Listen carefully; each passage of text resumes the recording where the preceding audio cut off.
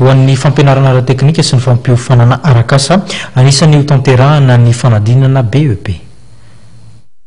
Ny alatsinainy 7 Jolay ho avy izao no hanomboka ny fanadinana BEP.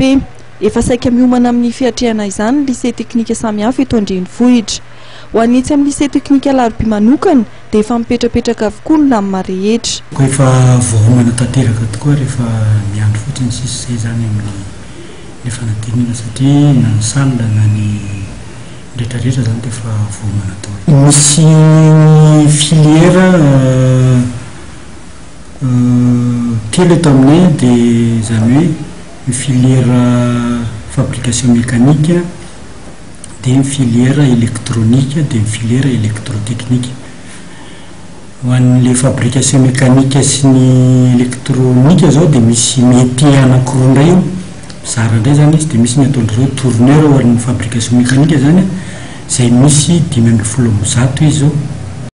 Deuxième évaluation natao tamin'ity mois de juillet ity. Ireo mpianatra hiadina amin'ny BEP dia nilaza fa efa vonona hiatrika amin'ny fanadinana izay ho toto-tsaina manomboka ny 7 Jolay ho avy izao. Efa vonona tsara ka tokony aina misy efa voamana tsara ao an-trano ao daholo dia fitaovana sy ny rehetrarehetra.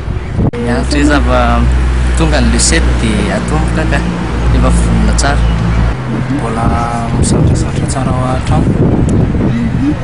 Inona zao ianao zao inona ny filière anao dia inona no mbola manahira zay? Électronique filière dia physique zao mbola tena tsy tena manavarana azo itokisana ihany. Ary nesy? Misy ny tokony aina ka. Mikasika amin'ny fanadinana baccalauréat sokajy teknika dia manomboka ny 4 Aogositra ho avy izao no hanatotosana izany. Ho an'ny eto amin'ny lycée teknika Alarobia dia 5,700 ny mpiadana hiatrika ny baccalauréat.